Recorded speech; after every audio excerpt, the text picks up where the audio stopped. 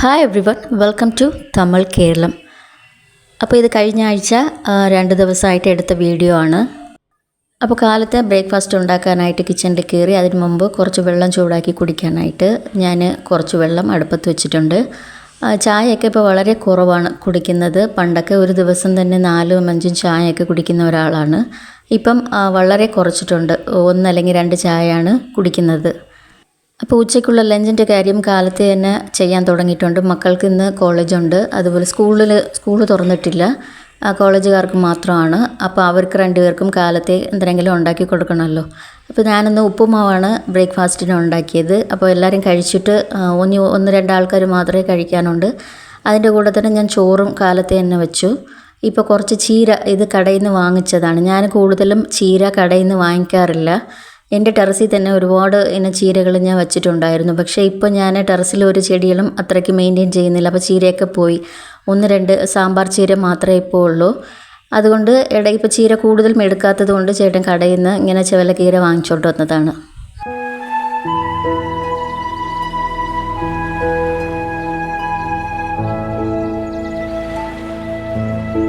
അപ്പോൾ ചീര അരിയാൻ തുടങ്ങാം. അതിനു മുമ്പ് നമുക്ക് തേങ്ങ പൊതിക്കേണ്ട പണിയുണ്ട്. പൊതിച്ച തേങ്ങയൊക്കെ തീർന്നുപോയി.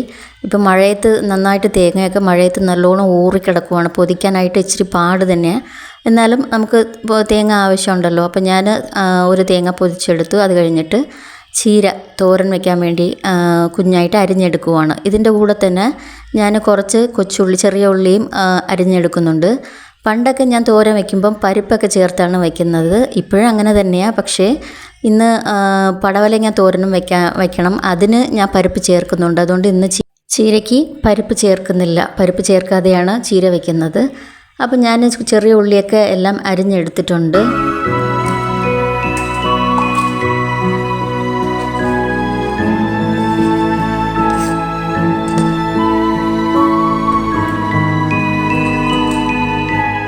കടുകൊക്കെ പൊട്ടിയതിന് ശേഷം നമുക്ക് ചീര ചേർത്ത് കൊടുക്കാം. വളരെ കുറഞ്ഞ തീയിലിട്ട് വാട്ടിയെടുത്താൽ മതി. ചീരയിൽ തന്നെ വെള്ളത്തിൻ്റെ അംശമുണ്ട്. നമ്മൾ വെള്ളം ചേർക്കേണ്ട ആവശ്യമില്ല. ചിലർക്ക് വെള്ളം തളിച്ചു കൊടുക്കാറുണ്ട്. അപ്പോൾ നമ്മൾ കുറഞ്ഞ തീയിലിട്ട് ഇങ്ങനെ വാട്ടിയെടുത്താൽ മതി, കണക്കായിരിക്കും. അപ്പോൾ മഴ ഇതുവരെ തീർന്നിട്ടില്ല. ചെറിയ മഴ പെയ്തുകൊണ്ടാണ് ഇരിക്കുന്നത്. ഇപ്പോഴും പുറത്ത് ചെറുതായിട്ട് മഴ പെയ്തുകൊണ്ടിരിക്കുന്നു.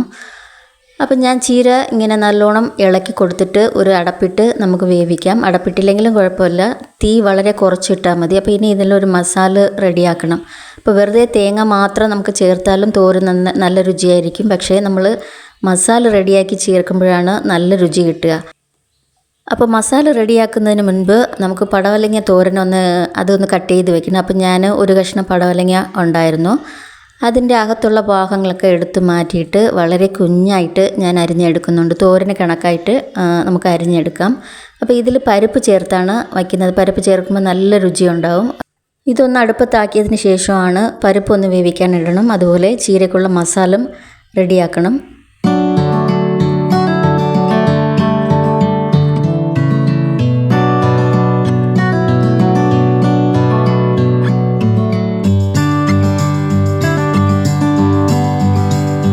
പടവലങ്ങ കടുക് താളിച്ചതിന് ശേഷം നമുക്ക് എണ്ണയിൽ ചേർത്ത് കൊടുക്കാം. ഇത് ഒരു മീഡിയം ഫ്ലെയിമിലിട്ട് നമുക്ക് ഇച്ചിരി വാട്ടിയെടുത്താൽ മതി. കുറച്ച് വെള്ളം ചേർത്തിട്ടാണ്, പകുതി വാട്ടിയതിന് ശേഷം കുറച്ച് വെള്ളം ചേർത്തിട്ട് നമുക്കൊന്ന് വേവിക്കണം. അപ്പോൾ ഞാൻ പരിപ്പ് വേവിക്കുന്ന വെള്ളം ബാക്കി ഉണ്ടാവുമല്ലോ, നമ്മൾ പരിപ്പ് വേവിച്ചിട്ട് അത് നമുക്ക് ഊറ്റിയെടുത്തതിന് ശേഷം ആ വെള്ളം ഉണ്ടാവുമല്ലോ, അതാണ് ഞാൻ ചേർത്ത് കൊടുക്കുന്നത്. അപ്പോൾ കുറച്ചുകൂടി നല്ല സ്വാദായിരിക്കും. അപ്പോൾ ഇനി പരിപ്പിൽ കുറച്ച് മഞ്ഞൾപ്പൊടിയും ആവശ്യത്തിന് ഉപ്പും ചേർത്തിട്ട് നമുക്കൊരു 4 അല്ലെങ്കിൽ 5 മിനിറ്റ് വേവിച്ചെടുത്താൽ മതി. അത് കഴിഞ്ഞിട്ട് ആ വെള്ളം ഒന്ന് ഊറ്റിയെടുക്കണം. പടവലങ്ങ അതിൽ നമുക്ക് ചേർത്ത് കൊടുക്കണമല്ലോ. അപ്പോൾ ചീര ഇവിടെ നല്ലോണം റെഡി ആയിട്ടുണ്ട്. ഇനി ഇതിൽ ആവശ്യത്തിന് ഉപ്പ് ചേർത്ത് കൊടുക്കും. ഞാനൊരു അടപ്പിട്ടാണ് വേവിച്ചത്. തീ വളരെ കുറച്ചാണ് ഇട്ട് വെച്ചിരിക്കുന്നത്. അപ്പോൾ ഇത് നമുക്ക് നന്നായിട്ട് ഇങ്ങനെ ഇളക്കി കൊടുത്തിട്ട് ആവശ്യത്തിന് ഉപ്പൊന്ന് ചേർത്ത് കൊടുക്കാം.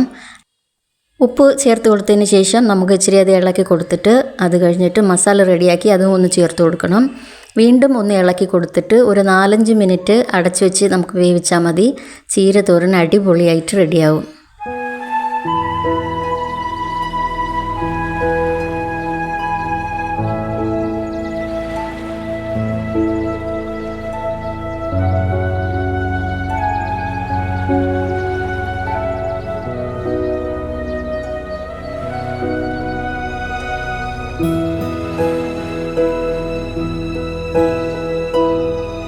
ഇതിൻ്റെ ഇടയ്ക്ക് പടവലങ്ങ പകുതിയോളം വെന്തിട്ടുണ്ട്. ഇനി ആവശ്യത്തിന് ഉപ്പ് ചേർത്തിട്ട് നമുക്ക് നന്നായിട്ടൊന്ന് മിക്സാക്കി കൊടുക്കാം. അത് കഴിഞ്ഞിട്ട് പരിപ്പ് വേവിച്ച വെള്ളം കുറച്ച് ചേർത്ത് കൊടുത്തിട്ട് ബാക്കി വേവിച്ചെടുക്കണം.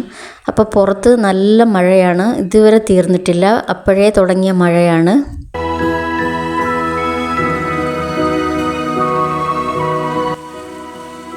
ഇതിൻ്റെ ഇടയ്ക്ക് തക്കാളി കറിക്കായിട്ട് കുറച്ച് തക്കാളിയും കുറച്ച് ചെറിയ ഉള്ളിയുമായിട്ട് അരിഞ്ഞിട്ട് അതൊന്ന് എണ്ണയിൽ വഴറ്റിയെടുക്കുവാണ്. ഇത് നല്ലോണം വഴണ്ടതിന് ശേഷം നമുക്ക് തേങ്ങ കറിക്ക് അരയ്ക്കുന്നത് പോലെ അരച്ച് നമ്മളിതിൽ ചേർത്ത് കൊടുത്താൽ മതി. അപ്പം പടവലങ്ങ തോരൻ റെഡിയായി. ഇനി നമുക്ക് പരിപ്പ്, ഞാൻ നേരത്തെ മസാല ഒന്ന് മിക്സാക്കി കൊടുത്തിട്ടുണ്ട്. ഇനി നമുക്ക് പരിപ്പ് ഒന്ന് ഇതിൽ ചേർത്ത് കൊടുക്കണം. പരിപ്പ് ചേർക്കുമ്പോഴാണ് യഥാർത്ഥ ടേസ്റ്റ് കിട്ടുക. അപ്പോൾ ഞാൻ പരിപ്പ് കണക്കിനാണ് വേവിച്ചെടുത്തത്. തീരെ കുഴഞ്ഞും പോയിട്ടില്ല, നല്ല മണിയായിട്ട് വെന്ത് കിട്ടിയിട്ടുണ്ട്. അപ്പോൾ നമുക്കിനി ഇത് ചേർത്തിട്ട് നല്ലോണം മിക്സാക്കി കൊടുക്കും. നല്ല പൂ പോലത്തെ തോരൻ റെഡിയാവും.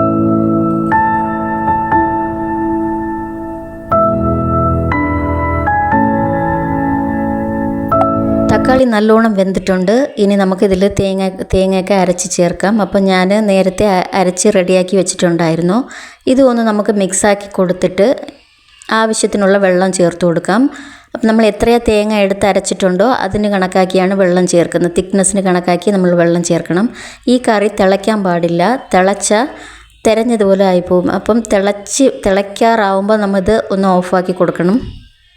തേങ്ങാക്കറി പോലെ തന്നെയാണ് ഇതിൻ്റെ ടേസ്റ്റും. പക്ഷേ നമ്മൾ തക്കാളി കൂടി ചേർക്കുന്നത് കൊണ്ട് കുറച്ച് തക്കാളിയുടെ ടേസ്റ്റ് ഉണ്ടാവും. നല്ല അടിപൊളി ടേസ്റ്റുള്ള ഒരു കറിയാണ്.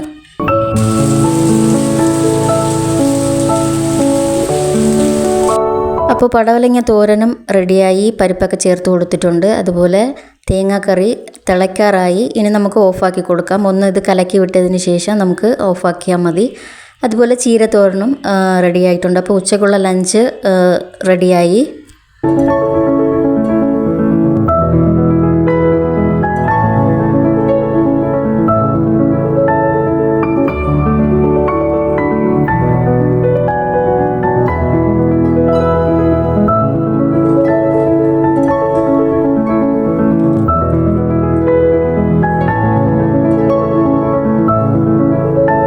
മഴയൊക്കെ തീർന്നു. വൈകുന്നേരം ആയതോടെ മുറ്റമൊക്കെ ഒന്ന് അടിക്കാൻ തുടങ്ങി. അപ്പോൾ കുറച്ച് ചരിക ഉണ്ടായിരുന്നു.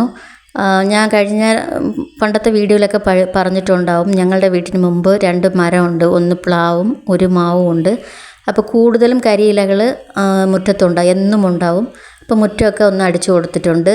അത് ഇന്ന് കഴുകുന്നില്ല, കാരണം ഇന്ന് മഴയൊക്കെ പെയ്തതാണല്ലോ. അതുകൊണ്ട് മുറ്റം മാത്രമേ ഇന്ന് അടിച്ചു കൊടുക്കുന്നുള്ളൂ. അത് കഴിഞ്ഞിട്ട് ഒന്ന് കാറ് കഴുകണം. അപ്പോൾ അതൊന്ന് ഇന്നല്ലെങ്കിൽ നാളെ ഒന്ന് കഴുകിയിടണം.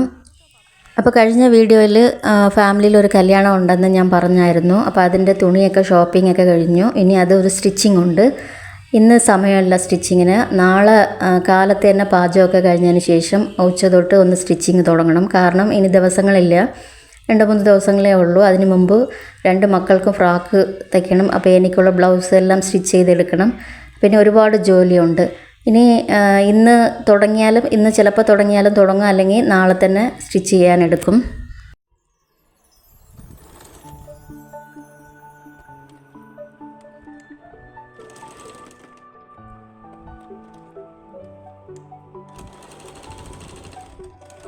അപ്പോൾ ഇന്ന് നേരത്തെ സ്റ്റിച്ചിങ് ഒക്കെ തുടങ്ങി. കാലത്ത് തന്നെ പാചകമൊക്കെ എല്ലാം നേരത്തെ ഫിനിഷ് ആക്കിയിട്ട് തുണി തയ്ക്കാനായിട്ട് ഇരുന്നു. അപ്പോൾ ഒരു ഫ്രോക്ക് ഞാൻ നേരത്തെ തയ്ച്ചു കഴിഞ്ഞു. ഇത് 2ാമത്തെ ആൾക്കാണ്.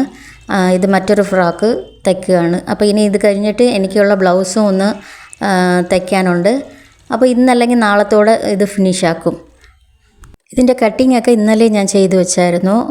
കാരണം ഒരു ദിവസത്തിന് മുമ്പ് നമുക്ക് കട്ട് ചെയ്ത് വെക്കുവാണെങ്കിൽ ഇച്ചിരി കൂടി സമയം കിട്ടും തയ്ക്കാനായിട്ട്. 2-3 തുണി തയ്ക്കണമല്ലോ. അതുകൊണ്ട് ഇന്നലെ തന്നെ ഞാൻ ഫ്രോക്കിനുള്ള കട്ടിങ്സ് എല്ലാം ചേർത്ത് വെച്ചു. അങ്ങനെ 2 ഫ്രോക്കും അടിച്ചു കഴിഞ്ഞു. ഇനി കല്യാണത്തിന് ഒരുപാട് ദിവസമൊന്നുമില്ല, 2-3 ദിവസമേ ഉള്ളൂ. അപ്പോൾ നമുക്ക് അവസാന സമയത്ത് കിടന്ന് ഇങ്ങനെ അടിക്കുമ്പോൾ ഭയങ്കര പാടായിരിക്കും. അതുകൊണ്ട് 2 ദിവസത്തിന് മുൻപ് തന്നെ നമുക്ക് ചെയ്ത് വെക്കുവാണെങ്കിൽ മനസ്സിനൊരു സമാധാനം കിട്ടും. എനിക്കങ്ങനെയാണ്. അപ്പം ഇത് പർച്ചേസ് ചെയ്തിട്ട് 2-3 ദിവസമായി. ഞാൻ ഇപ്പോഴാണ് ഇത് തയ്ക്കുന്നത്. അപ്പോൾ എപ്പോഴും ഞാൻ ഫ്രോക്ക് തയ്ക്കാറാണ് പതിവ്. റെഡിമെയ്ഡ് ഫ്രോക്ക് എടുക്കത്തില്ല. അപ്പോൾ പിള്ളേർക്ക് റെഡിമെയ്ഡ് ഫ്രോക്ക് ഇഷ്ടമല്ല. അപ്പോൾ തയ്ക്കുമ്പോൾ അവരുടെ കണക്കനുസരിച്ച് കറക്റ്റായിട്ടുള്ള ഷേപ്പിനൊക്കെ നമുക്ക് തയ്ച്ചെടുക്കാമല്ലോ. അതുകൊണ്ടാണ് അവർക്ക് കൂടുതലും തയ്ക്കാനാണ് ഇഷ്ടം. അതുകൊണ്ട് ഏത് ഫംഗ്ഷനായാലും അവസാന സമയത്തെങ്കിലും ഞാൻ ഫ്രോക്ക് തയ്ച്ചെടുക്കും.